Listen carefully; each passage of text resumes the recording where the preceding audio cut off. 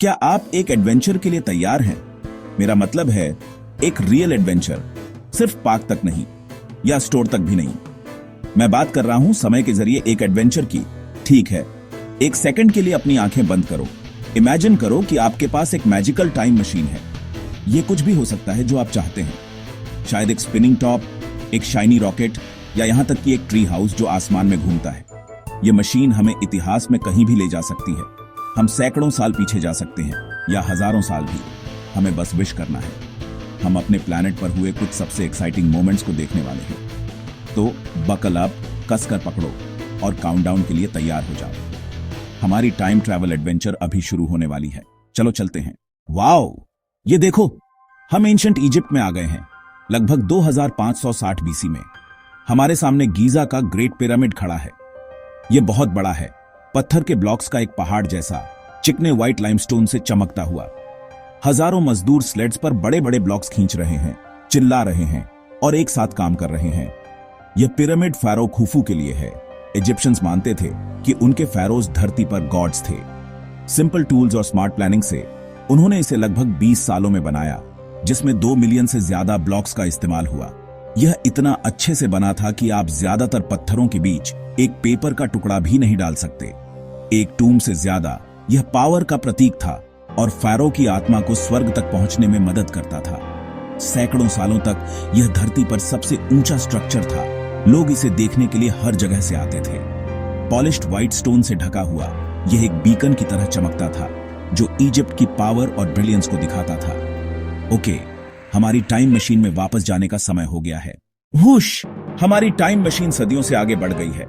अब साल 80 एडी है। रोम में स्वागत है। सड़कें जिंदा हैं, चैरियट के पहिए पत्थरों पर खड़खड़ा रहे हैं। भीड़ उस विशाल गोल बिल्डिंग की ओर जा रही है।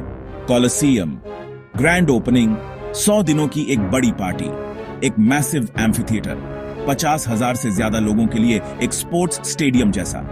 एम्परर टाइटस ने फ्री शोज दिए। अमीर और गरीब एक साथ देख रहे थे। Gladiator fights, wild animal hunts, Lions, tigers, elephants. कभी कभी वे सी बैटल्स के लिए अरीना को फ्लड भी कर देते थे। 80 एंट्रेंसेस और एक क्लेवर विलेरियम ऑनिंग के साथ रोम ने अपनी इंजीनियरिंग स्किल और पावर का सबूत दिया। कोलोसियम ने लोगों को एक साथ लाया और एम्पायर की वेल्थ को दिखाया। अब हमारी टाइम मशीन में वापस चलते हैं। हम अननोन में सेल करने वाले हैं। जिप! हम फिर से समय में उड़ रहे हैं। साल 1492 है। हम विशाल अटलांटिक पर तैरते एक छोटे जहाज पर हैं। क्रिस्टोफर कोलंबस एशिया के लिए एक तेज रूट ढूंढ रहे हैं, ईस्ट की बजाय वेस्ट में सेलिंग करके। खाना कम है, नाविक डरे हुए हैं, लेकिन कोलंबस उन्हें थोड़ा और आगे जाने के लिए कन्विंस करते हैं। मास्ट से एक आवाज, टिएरा टिएरा, लैंड। उन्हें वह मिल गया, लेकिन वह एशिया नहीं था। कोलंबस अमेरिकस पहुंच गए थे, बहामास में एक आइलैंड पर। यह कनेक्शन, कोलंबियन एक्सचेंज, ने दुनिया भर में लोगों के खाने के तरीके को बदल दिया। दूसरे देशों ने इन नई जमीनों को एक्सप्लोर करने की होड़ लगा दी। कोलंबस ने 4 वॉयजेस किए और इस बात पर विश्वास करते हुए मर गए कि वे एशिया पहुंच गए थे। उनकी गलती ने नेटिव पीपल्स को इंडियंस नाम भी दिया। भले ही वह कहां थे, इस बारे में गलत थे। उनकी यात्रा ने दूर की दुनिया को जोड़ने का एक नया चैप्टर खोला।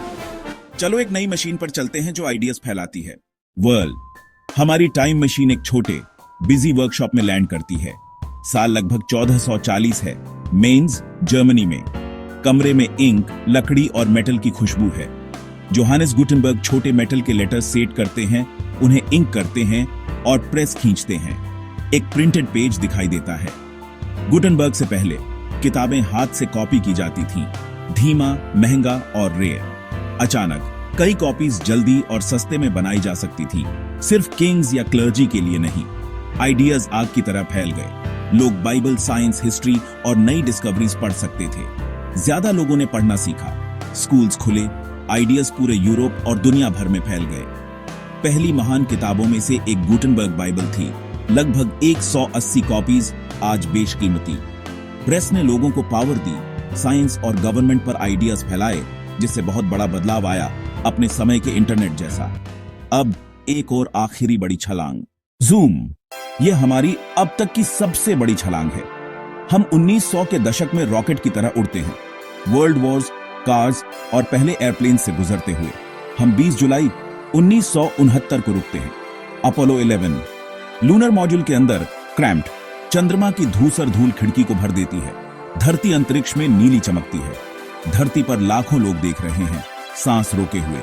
ईगल नीचे उतरता है। नील आर्मस्ट्रॉन्ग कहते हैं, द ईगल हैज लैंडेड।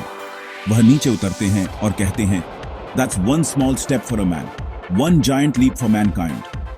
एक इंसान दूसरे प्लैनेट पर खड़ा है।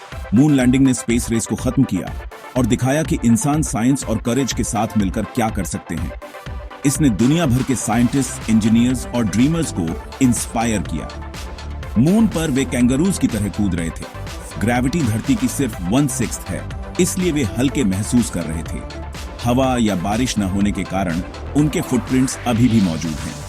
उन्होंने एक फ्लैग और एक प्लेग छोड़ा। We came in peace for all mankind. और अब हमारी आखिरी यात्रा का समय हो गया है, आज घर वापस जाने का। हमारी टाइम मशीन हमें वापस ला रही है। इंटरनेट के इन्वेंशन से गुजरते हुए, 2000 के साल से गुजरते हुए आज तक हमने पिरामिड्स को उठते देखा, ग्लैडिएटर्स को लड़ते देखा, नई दुनिया को डिस्कवर होते देखा, विचारों को फैलते देखा और मून पर फुटप्रिंट्स देखे। हर स्टॉप एक टर्निंग पॉइंट था। ऐसे क्षण जिन्होंने हमारी कहानी की दिशा बदल दी। उनके बिना हमारी किताबें, हमारा खाना, हमारी टेक्नोलॉजी, हमारी दुनिया अलग होती। हिस्ट्री सिर्फ पुरानी कहानियां नहीं है, यह हमारी कहानी है। वे लोग रियल थे, उम्मीदों और डर के साथ एक बेहतर दुनिया बना रहे थे। कोलंबियन एक्सचेंज ने हमारे खाने के तरीके को बदल दिया। प्रेस ने हमारे पढ़ने के तरीके को बदल दिया। मून लैंडिंग ने हमारे सपने देखने के तरीके को बदल दिया।